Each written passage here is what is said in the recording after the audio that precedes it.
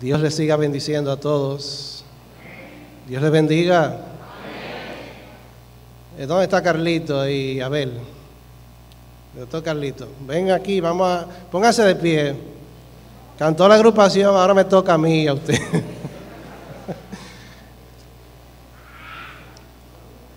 El coro de siempre, que ustedes saben que me encanta. Grandes y maravillosas son tus obras.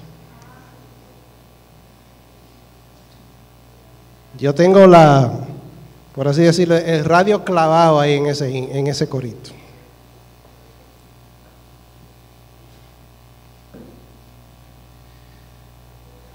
Eso sí, que hay que cantarlo con ánimo, para la gloria de Dios, con entusiasmo. ¿De acuerdo?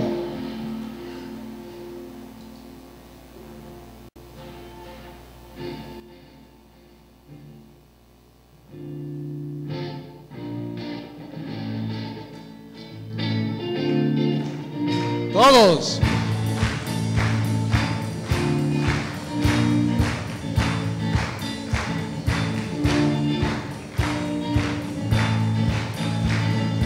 Grandes y maravillosas son tus obras,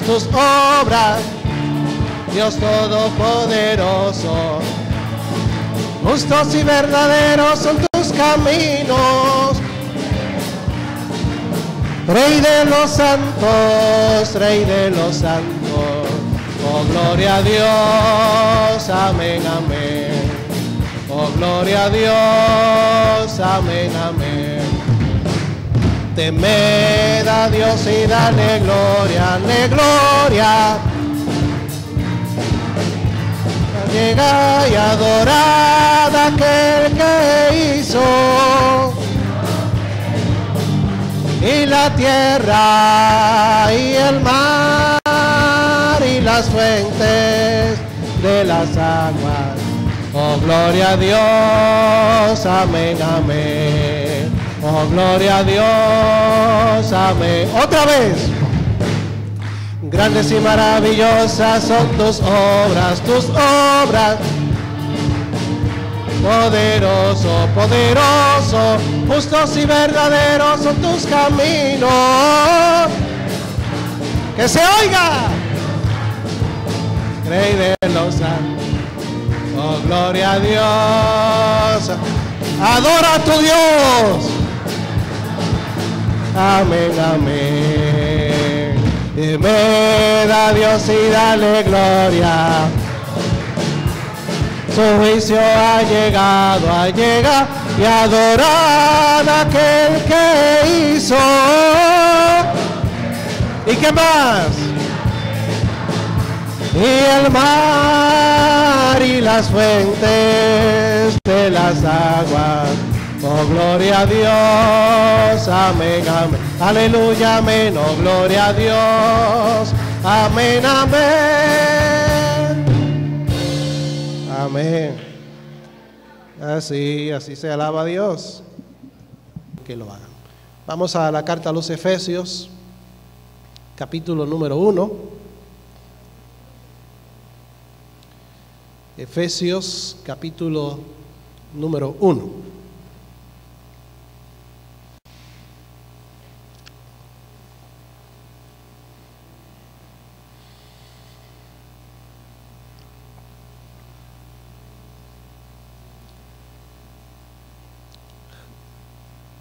Un nigeriano, un hombre de Nigeria,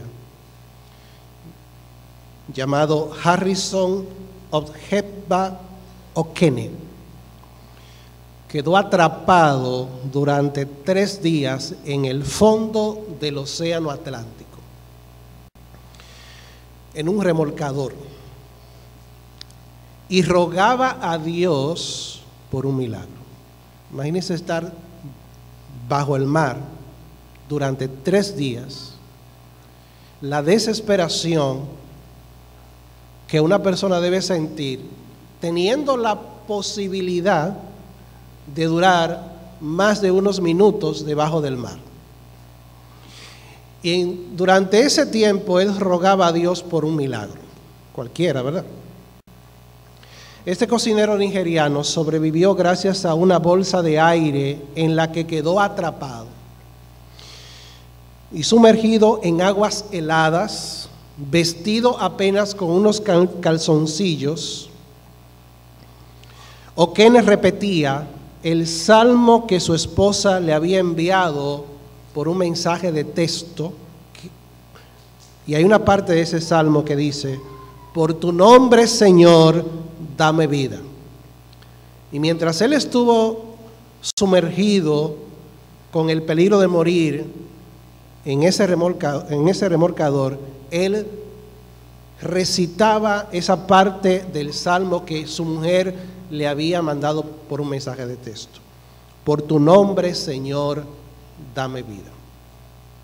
Los buzos enviados al lugar solo pensaban encontrar cadáveres. Imagínense, después de 3 días, ¿qué usted cree que se puede encontrar?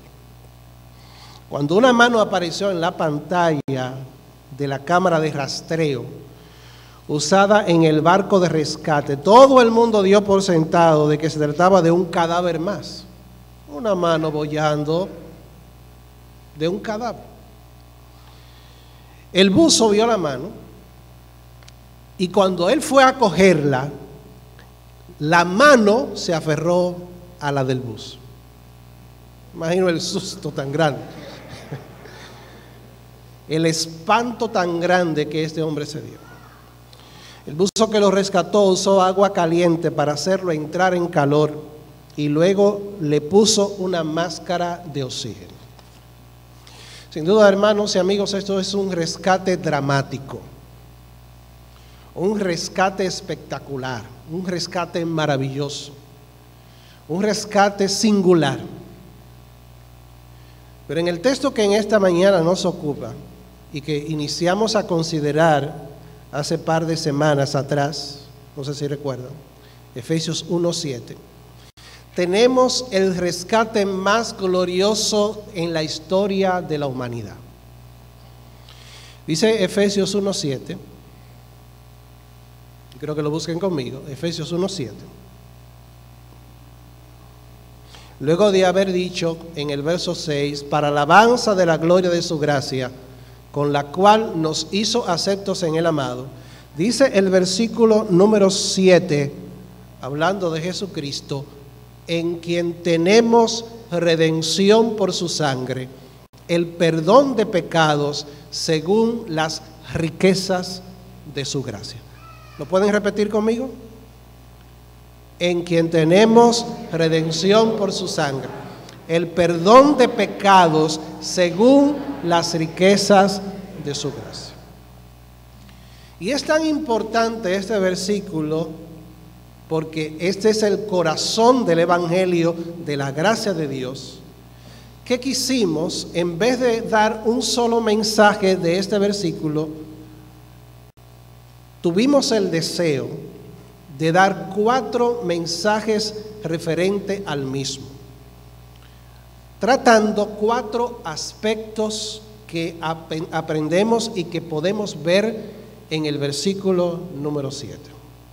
En primer lugar, la persona que realiza el rescate, porque dice el texto, verso 7 al principio, en quien tenemos redención por su sangre. En Cristo tenemos redención por su sangre. Esta es la persona que nos rescató. En segundo lugar, y eso es lo que vamos a ver en el día de hoy, la naturaleza del rescate realizado. ¿En qué consiste el rescate o la redención que es en Cristo Jesús, que es el perdón de los pecados? Pero nosotros también debemos de tomar en cuenta el costo del rescate, en quien tenemos redención. ¿Por quién? ¿O por qué? Por su sangre, el perdón de pecados. Y en cuarto lugar, la medida del rescate, el perdón de pecados según las riquezas de su gracia. Ya vimos el primero, la persona que realiza el rescate.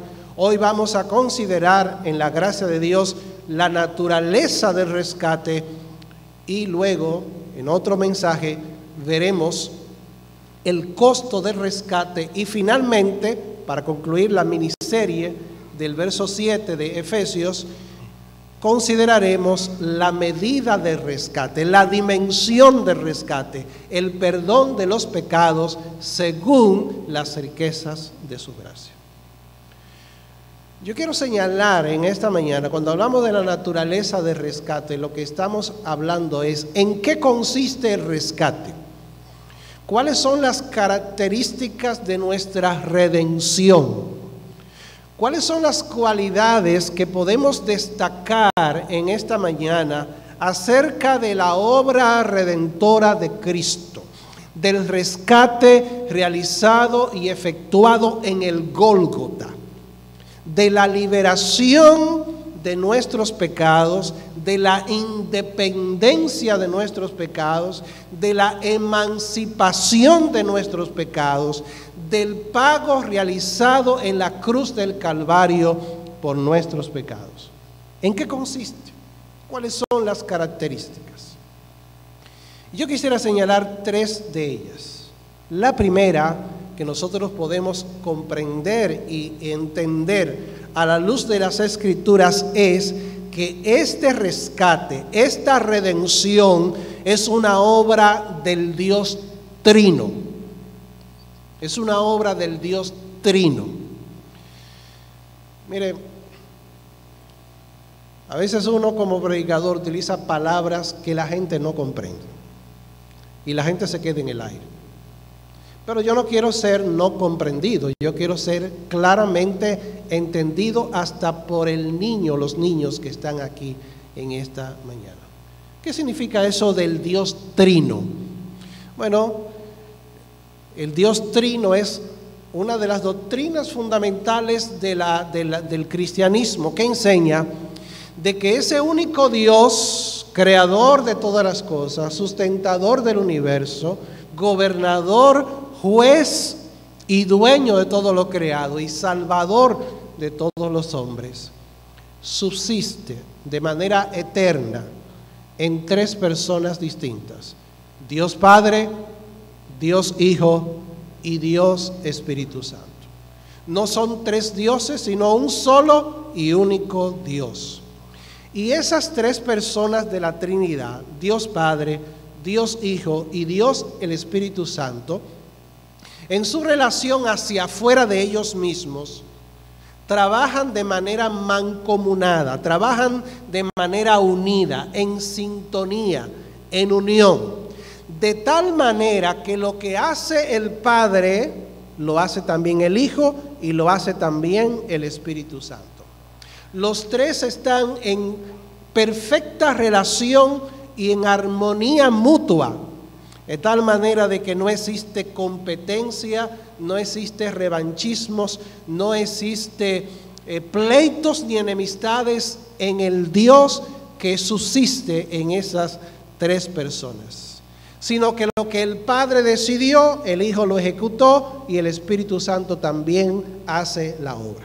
Por eso la obra de la redención es una tarea conjunta, es una obra conjunta de las tres personas de la Trinidad: el Padre, el Hijo y el Espíritu Santo. El Padre planificó y decidió en la eternidad esa redención o ese rescate. Y el Hijo y el Espíritu Santo estuvieron de acuerdo con esa tarea y esa obra de la redención. El Hijo es el que es enviado para realizar la redención, derramando su preciosa sangre en la cruz del Calvario. Y el Espíritu Santo aplica la redención, es decir, la obra de la cruz del Calvario en la muerte de Cristo, la aplica al corazón de los que creen en Él. Acerca de la obra del Padre en la redención, dice Primera de Pedro, capítulo número 1, versículos 18 y 19, sabiendo que fuisteis rescatados, ¿de qué? De vuestra vana manera de vivir, la cual recibiste de vuestros padres, no con cosas corruptibles como oro o plata, sino con la sangre preciosa de Cristo, como de un cordero sin mancha y sin contaminación, ya destinado desde antes de la fundación del mundo, pero manifestado en los últimos días por amor de ustedes. Noten que los verbos están en lo que se llama la voz pasiva. Como que alguien realiza la acción y la acción recae sobre una persona o sobre un sujeto. Fuisteis rescatados. Ahora, ¿quién lo hizo? ¿Quién nos rescató de nuestra vana manera de vivir? El texto no lo dice, pero se entiende por el contexto de que es el Padre. Y cuando dice que el Hijo como Cordero sin mancha y sin contaminación ya había sido destinado desde antes de la fundación del mundo, ese que lo destinó es el Padre. Y que lo manifestó es el Padre en los últimos días por amor de nosotros. Y el Hijo.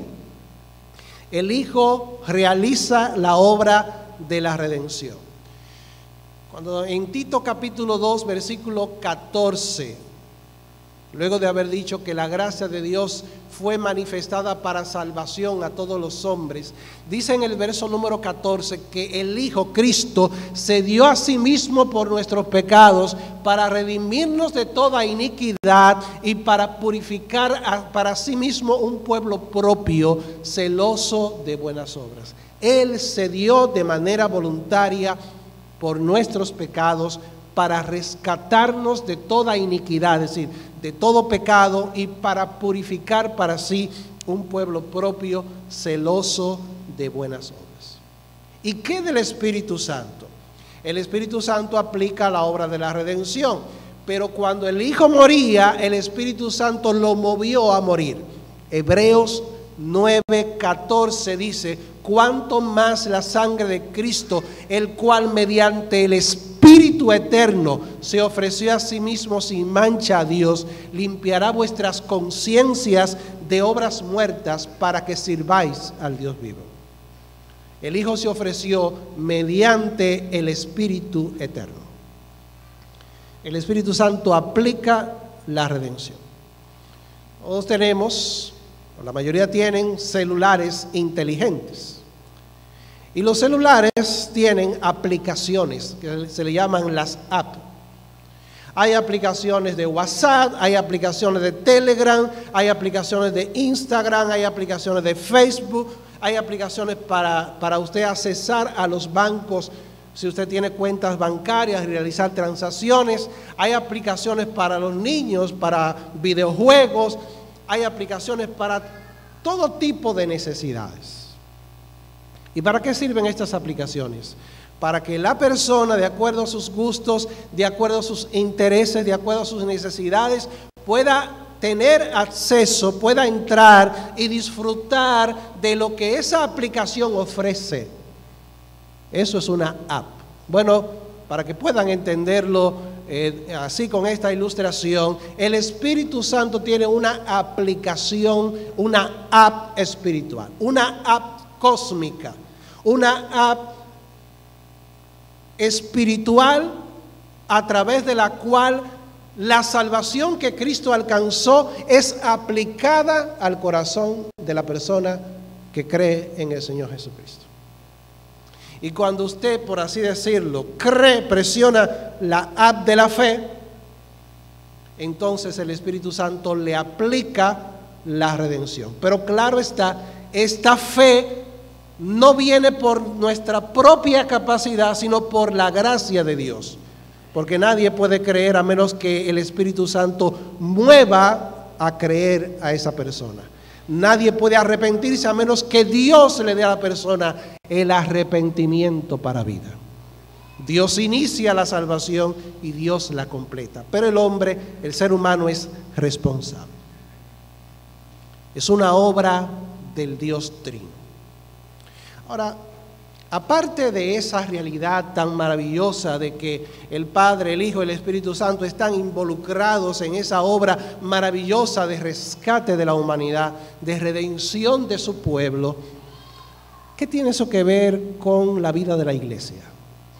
Bueno, mis amados hermanos, aparte de adorar a Dios por el hecho de que Él nos ha redimido y estar consciente de que el Padre, el Hijo y el Espíritu Santo obran nuestra salvación para su sola gloria, la iglesia debe ser imitadora de la Trinidad, del Dios Trino.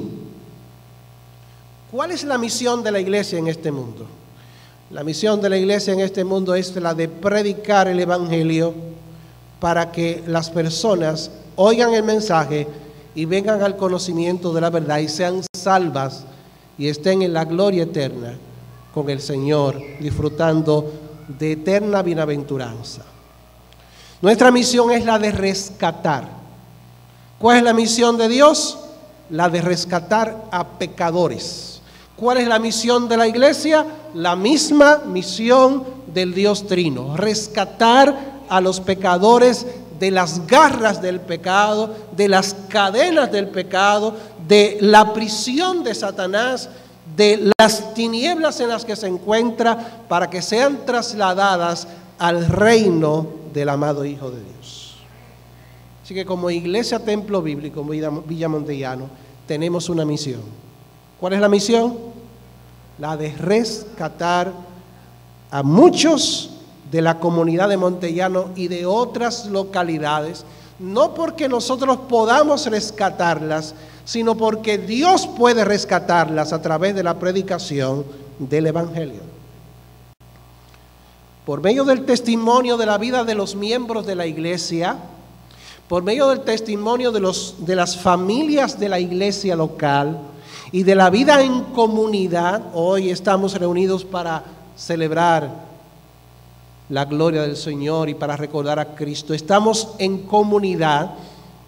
A través de ese testimonio, los no creyentes pueden ver vidas cambiadas, vidas transformadas, vidas que pueden manifestar de manera imperfecta la vida de Cristo y sentirse motivadas con la sed que el Espíritu Santo provoca para también unirse a un cuerpo local de creyentes y formar parte de una comunidad de fe que la Biblia llama la iglesia.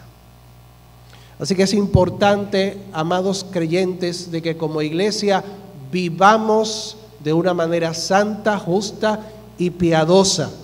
Que las familias vivan en unidad y sean ejemplo en sus comunidades, en sus barrios, de la vida transformada que han recibido por la gracia de Dios.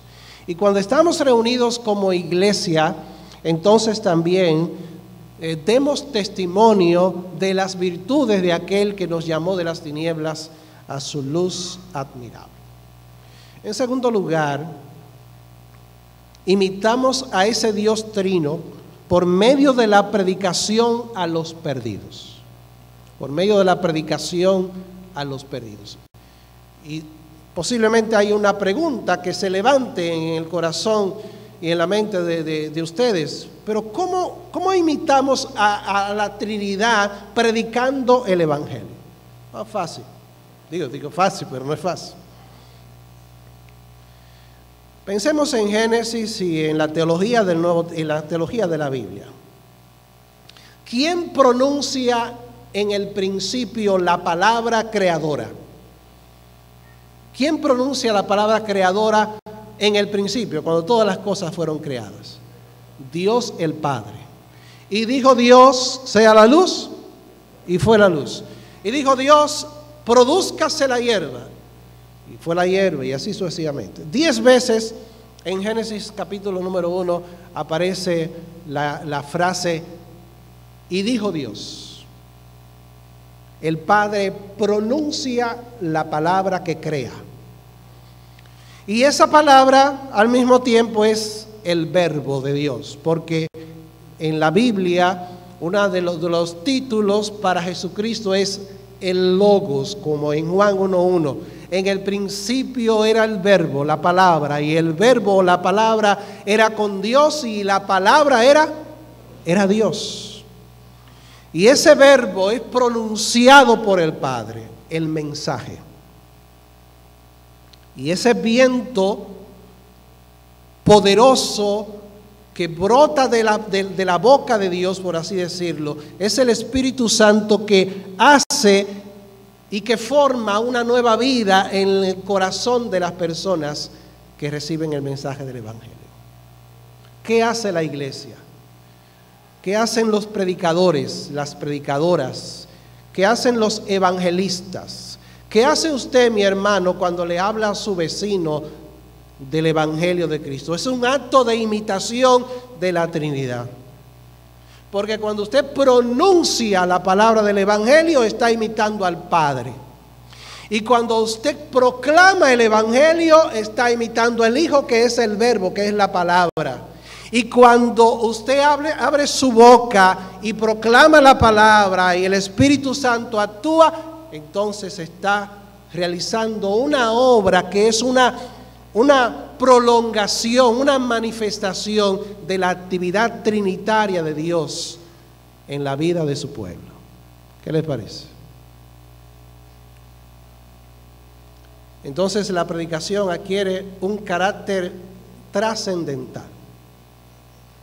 Es una obra maravillosa porque imitamos al Dios Trino al hablar la palabra de Dios. Cuando consuelas, cuando llevas la palabra de Dios a los que están enfermos, a los que están quebrantados, a los que están desalentados, a los que están perdidos. Y cuando el que proclama la palabra de Dios de manera oficial abre su boca en poder del Espíritu Santo, eso es una obra trinitaria, es una obra que imita lo que Dios en su naturaleza esencial, en sus tres personas, realiza como único Dios. ¿Usted me entendió, mi hermano? ¿O se mareó? Segunda característica de la naturaleza del rescate realizado en la cruz. Es una obra necesaria. ¿Es una obra cómo? Necesaria. A través de los siglos ha habido teólogos que dicen que la encarnación, es decir, que Cristo se haya hecho hombre, se haya encarnado, haya tomado una naturaleza humana, no era necesaria para la redención. Él se hubiese hecho hombre, se hubiese hecho humano, aunque no hubiera habido de por medio la salvación de los pecadores. Pero en la Biblia lo que vemos es de que siempre hay de por medio la necesidad de que los seres humanos sean salvados. ¿Por qué era necesaria la obra de la redención? En primer lugar, porque la obra de redención que fue hecha en la cruz por nuestro Señor Jesucristo hace posible el plan redentor de Dios que fue planeado desde antes de la fundación del mundo. Hace posible que el plan de Dios sea una realidad para nosotros que estamos aquí en esta mañana y que hemos creído. ¿Cómo inicia Efesios capítulo 1, verso 3? Bendito sea el Dios y Padre de nuestro Señor Jesucristo, que nos bendijo ¿con qué? Con toda bendición espiritual, ¿dónde? En los lugares celestiales en Cristo. Según nos escogió en Cristo desde antes de la fundación del mundo, para que fuésemos santos y sin mancha delante de Él, en amor habiéndonos predestinado para ser adoptados hijos suyos por medio de Jesucristo, según el puro afecto de su voluntad. Hay un plan, hay un propósito eterno. Pero ¿cómo aterriza ese propósito eterno a la realidad de pecadores que viven en Villa Montellano? ¿Cómo llegó a ser una realidad en la vida de esta iglesia y en tu vida, mi amado hermano, ese propósito de elección que fue concebido por Dios de manera soberana en la eternidad? A través de la cruz, a través de la obra del Calvario, a través de la muerte de Cristo. ¿No me han entendido? Una ilustración. Creo que aquí hay ingenieros o aspirantes a ser ingenieros, y hay arquitectos y arquitectas o aspirantes a serlo. Imagínese que a usted le han dado la tarea de planificar, planear y crear un aeropuerto. Un aeropuerto. ¿Para qué son los aeropuertos? ¿Para qué son los aeropuertos? Para que los aviones aterricen y despeguen. Entonces usted como arquitecto crea los planos y el ingeniero se lleva de lo que los planos dicen. La torre de control, el edificio, la aduana, la pista de aterrizaje en el plan. Y lo elabora en una maqueta y lo dibuja en una hoja grande de esas de los arquitectos. Cuando el ingeniero está comenzando la obra y levantando el aeropuerto, hace la torre de control, hace el edificio donde se alojan las oficinas administrativas, donde está la aduana, donde están las tiendas, donde están los cubículos de cada línea aérea, pero no crea la pista de aterrizaje. ¿Dónde van a aterrizar los aviones si no hay pista de aterrizaje? Entonces, la redención es la pista de aterrizaje de la maqueta del plan de Dios que fue pensado desde antes de la fundación del mundo. ¿Usted me entendió?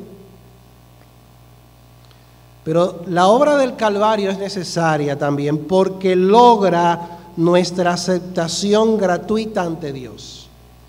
Miren lo que dice Romanos 3, 23 y 24. No se lo sabemos de memoria, por lo menos el verso 23.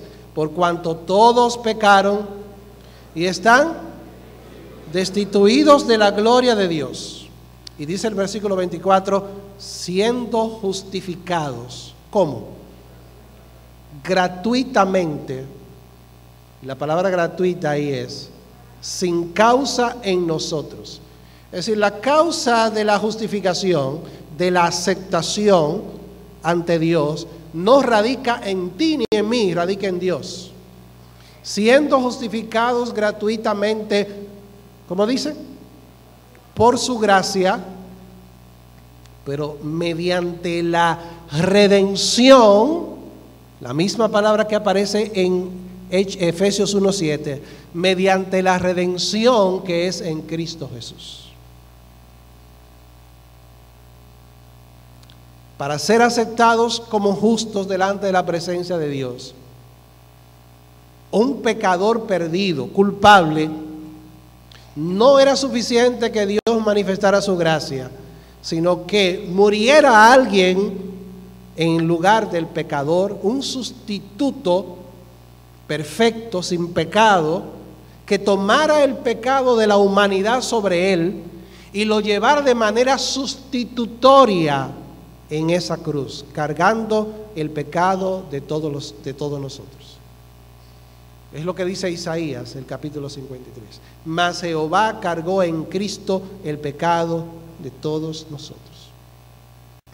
Y tercero, disfrutamos el perdón de nuestros pecados.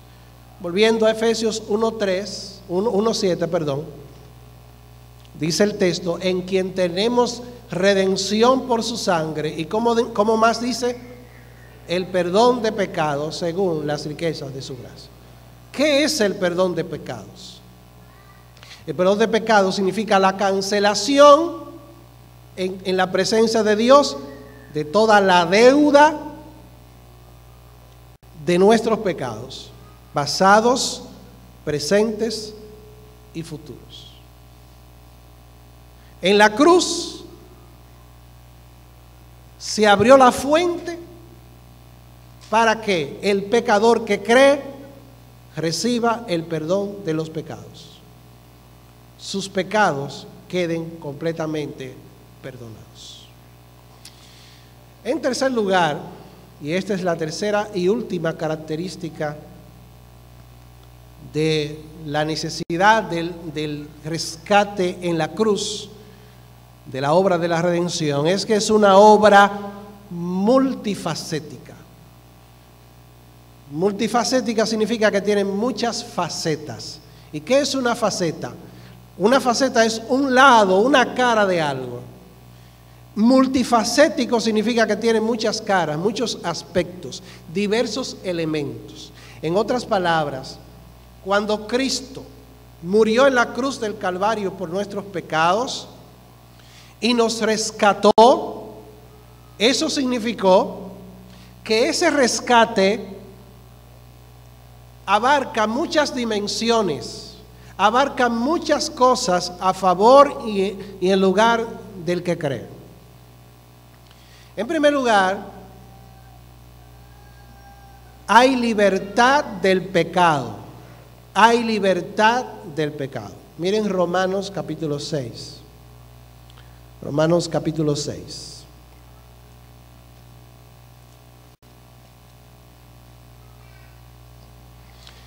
Verso 17 dice: pero gracias a Dios que aunque eran esclavos del pecado, han obedecido de corazón aquella forma de doctrina a la cual fueron entregados. Y luego dice: y libertados del pecado, vinieron a ser siervos de la justicia. ¿Qué es lo que Cristo realizó y qué es lo que se le aplica al creyente cuando cree? Cuando el Espíritu Santo lo mueve a creer. Libertad del pecado. ¿Qué Cristo dijo? De cierto les digo que todo aquel que hace pecado, ¿qué es? Esclavo es del pecado. Y el esclavo no queda en la casa para siempre. El Hijo sí queda para siempre. Así que si el Hijo os libertare, seréis verdaderamente libres. Hay libertad de la condenación del pecado, hay libertad del poder del pecado en el presente y hay libertad de la presencia del pecado cuando Cristo vuelva y seamos glorificados. Hay libertad también de Satanás, del diablo. Allá en la capilla de Cangrejos hay un señor que todavía no ha hecho su decisión, pero está bien claro de lo que es el Evangelio. Y estamos dando una serie de lecciones para nuevos creyentes. Y varias veces en las lecciones se menciona la palabra diablo. Y dice: Jesús no menciona el diablo aquí. Diga Satanás, dice él, pero no diga diablo. Él cree que la palabra diablo es como una mala palabra. Bueno, cuando la gente la utiliza, ya usted sabe de qué manera, sí es una mala palabra.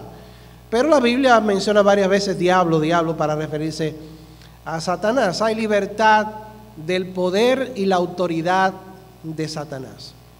Colosenses 1:13 dice: el cual nos ha rescatado, nos ha librado de la potestad de las tinieblas, de la autoridad de las tinieblas. ¿Y quién reina y gobierna las tinieblas? Satanás. Y nos ha trasladado al reino de su amado Hijo, en quien tenemos redención por su sangre, el perdón de pecados. Eso no es cosa pequeña, ser liberado de Satanás. No es cosa fácil. Y no es cosa de poca importancia. Hay libertad también de la condenación y la maldición de la ley. La ley de Dios, que es buena, santa y justa, nos condena porque nosotros no la podemos obedecer. Y dice la Biblia, dice la ley: maldito todo el que no permaneciera en todas las obras de la ley para hacerlas. ¿Y sabe lo que dice Pablo en Gálatas 3:13? Cristo nos redimió de la maldición de la ley, hecho por nosotros maldición. Porque escrito está: maldito todo aquel que es colgado en un madero. ¿Cuántos dan gloria a Dios? Porque hemos sido librados de la maldición de la ley. Hay libertad también de nuestra vana manera de vivir. Volviendo a Primera de Pedro, capítulo 1, versículo número 18. Ese llamado a la santidad se basa en ese hecho. Dice: sabiendo que fueron rescatados de la vana manera de vivir heredada de sus padres, no con cosas corruptibles como el oro o la plata, sino con la sangre preciosa de Cristo. Hay una vana manera de vivir, mis amados hermanos. Cuando no éramos cristianos, vivíamos de manera vana. Ahora que somos hijos de Dios, debemos vivir en santidad. Hay libertad del temor a la muerte. En Hebreos, el capítulo número 2, versículo 14, el autor de la carta a los Hebreos dice: así que por cuanto los hijos participaron de carne y sangre, es decir, de cuerpo, de naturaleza humana, Él, Cristo, también participó de lo mismo. Dice, para destruir por medio de la muerte al que tenía el imperio de la muerte, esto es, el diablo, y librar a todos aquellos que por el temor de la muerte estaban durante toda la vida sujetos a esclavitud. El temor a la muerte es algo terrible. Yo conocí hace muchos años a un señor llamado Oscar. Yo era pequeño, yo era niño. Digo, de eso no hace mucho, por si acaso. Y ese señor se le veía, cuando hablaba de la muerte, se le veía que realmente él le tenía un pavor y una fobia a la realidad de la muerte, a morir. Cuando una persona cree en Jesucristo, el temor de la muerte se va. ¿Saben por qué? Porque el guardián que tenía la llave de la muerte ha sido derrotado, y esa llave le fue quitada y fue conquistada esa muerte cuando Cristo murió en la cruz del Calvario. Somos libres del temor a la muerte. Tenemos libertad también para el día de la redención final. Hay un aspecto de nuestro rescate, hay un aspecto de nuestra redención que todavía queda en el futuro. Y es como cuando en Efesios capítulo número 1, versículo 14, dice el texto, hablando del Espíritu Santo, que Él es las arras o la garantía de nuestra herencia hasta la redención de la posesión adquirida para alabanza de su gloria. Es lo mismo que cuando el apóstol Pablo en el capítulo 4 de Efesios, verso 30, exhorta diciendo: y no contristéis al Espíritu Santo de Dios, con el cual fuisteis sellados, ¿para qué día? Para el día de la redención. Se está refiriendo al día en que Cristo vuelva y seamos completamente liberados. En Romanos capítulo 8 también se habla de que estamos esperando la adopción, la redención de nuestros cuerpos. La redención de nuestros cuerpos. Y finalmente, en cuanto a este carácter variado de la obra del rescate, la creación misma será beneficiada de esa liberación. Romanos 8:19 dice: porque el anhelo ardiente de la creación es esperar la manifestación de los hijos de Dios. Porque la creación, cuando habla de la creación se refiere a todo el universo, la creación fue sujetada a vanidad, no por su propia voluntad, sino por causa del que la sujetó en esperanza. En la esperanza de que la creación misma será rescatada o será liberada de la esclavitud de corrupción a la libertad gloriosa de los hijos de Dios. Cuando Cristo se manifieste por segunda vez y nosotros seamos manifestados con Él en gloria, la creación será liberada, dice, de la esclavitud de corrupción a la libertad gloriosa de los hijos de Dios. En conclusión, amados hermanos y amigos, tomamos algunos pensamientos de Romanos capítulo 6, versículos 14 al 23. Estimados hermanos, somos libres para ser esclavos de Dios. Somos libres para ser esclavos de Dios. Alguien dijo, un teólogo muy reconocido, que la característica de la nueva vida no es la libertad. La característica característica de la nueva vida en Cristo no es la libertad. ¿Por qué?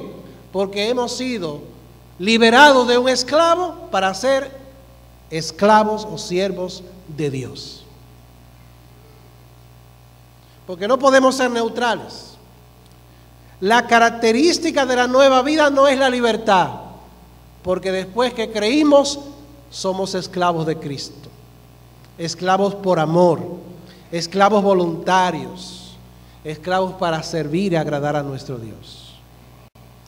La característica de la nueva vida es el carácter teocéntrico de la nueva vida. Es decir, Dios es el centro de la nueva vida. Somos libres para servir. Somos libres para llevar fruto de justicia y de santificación. Dice el versículo 16 de Romanos 6, ¿no saben que si se someten a alguien como esclavos para obedecerle, son esclavos de aquel a quien obedecen, sea del pecado para muerte, o sea de la obediencia para justicia? Verso 18, y libertados del pecado, vinieron a ser siervos, ¿de qué? De la justicia. Versículo 19, hablo como humano por vuestra humana debilidad, que así como para iniquidad, para pecado, presentaron sus miembros para servir a la inmundicia y a la iniquidad, así ahora para santificación presenten sus miembros para servir a la justicia. Verso 20, porque cuando eran esclavos del pecado, eran libres acerca de la justicia. Pero ¿qué fruto tenían de aquellas cosas de las cuales ahora se avergüenzan? Porque el fin de ellas es muerte. Mas ahora que han sido libertados del pecado y hechos siervos de Dios, tienen por su fruto la santificación y como fin la vida eterna. Porque la paga del pecado es muerte, mas el regalo de Dios, la dádiva de Dios, es vida eterna en Cristo Jesús, Señor nuestro. Finalmente, somos libres para adorar. Somos libres para adorar. Ustedes notan en Apocalipsis capítulo número 5, cuando está la escena del Dios en su trono y el Cordero que desata los 7 sellos. Allí dice el verso número 9 del capítulo número 5, que cantaban un nuevo cántico, diciendo, digno eres de tomar el libro y de abrir sus sellos, porque tú fuiste inmolado, es decir, tú fuiste sacrificado, y con tu sangre nos has redimido, es decir, nos has rescatado para Dios, de todo linaje y lengua y pueblo y nación, y nos has hecho para nuestro Dios reyes y sacerdotes, y reinaremos sobre la tierra. Somos libres para adorar. Somos un pueblo de adoradores. Somos un grupo de adoradores. Y al adorar a Dios, hermanos, estamos cumpliendo uno de los grandes propósitos por el cual hemos sido creados y hemos sido salvados. Pónganse de pie. Vamos a la agrupación, vamos a orar. Vamos a orar, hermanos, amigos.